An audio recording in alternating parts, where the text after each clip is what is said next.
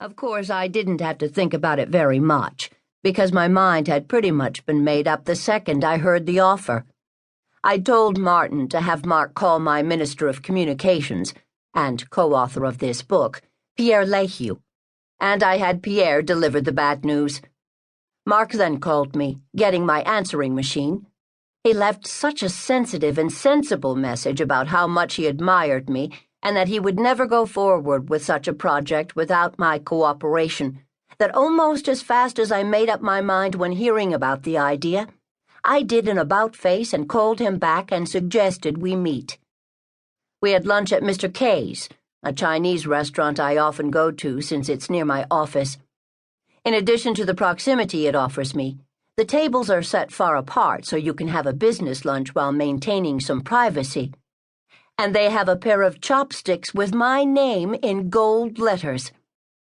"Mark," I began after we'd made some small talk, "I know people are interested in my life history, but I've told those stories over and over.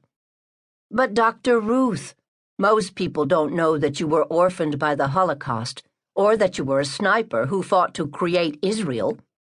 Mark had done his research, so he knew the basic outlines of my life. "Perhaps, but there are documentaries that they can watch, or they can look me up on Google if they're really curious. What a theatrical piece can do is not only educate people about your history, but also bring you, the Dr. Ruth of today, to life.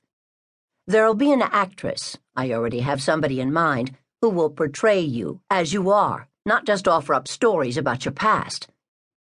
And what if I don't like the Dr. Ruth she offers audiences?" Mark put on his most sincere demeanor, and with his white beard and round face he already projected an honest appearance, and said, "You'll have full approval of the script. If there's anything you don't like, I'll change it, and if you don't like the whole thing, we won't do it. But I have a feeling that you will." Since the play has already been produced in New York City as well as in the Berkshires, Hartford, Fort Lauderdale, and other cities, you know that in the end, I agreed. So what got me to change my mind?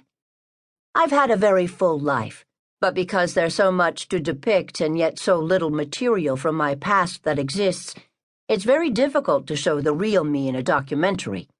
Audiences get a glimpse into my past, and the producers show a lot of stock footage of World War II and Nazis saluting Hitler, and so on. But those early years live only in my memories. There's little to actually show on the screen.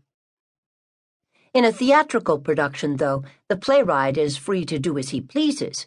He can go back and forth through time so that the audience gets a sense of who I am now, not just who I was back then, and how my past molded the current me.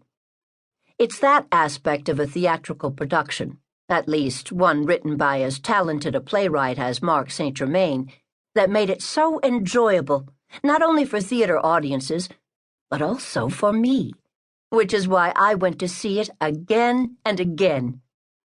I would sit on the edge of my chair watching Deborah Jo Rupp. Even though I knew the story better than she did, the way the play jumped back and forth from the past to the play's present kept me riveted. The first word of the play is Pierre, as I'm on the phone with him. So there's a plot taking place in real time while the actress playing me talks about my life.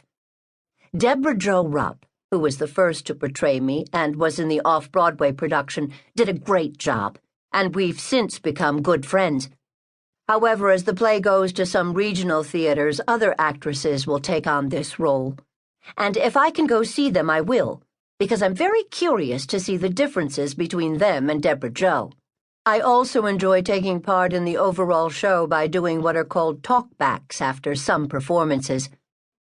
I'd done one of those with the cast of Freud, and another time I interviewed Martin Rayner answering my questions while he was in character, which we videotaped. You can see it on my YouTube channel. I love to answer questions from the audience.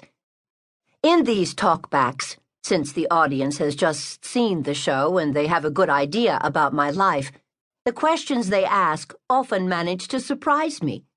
As you might imagine, sometimes they're not about my life or the play at all.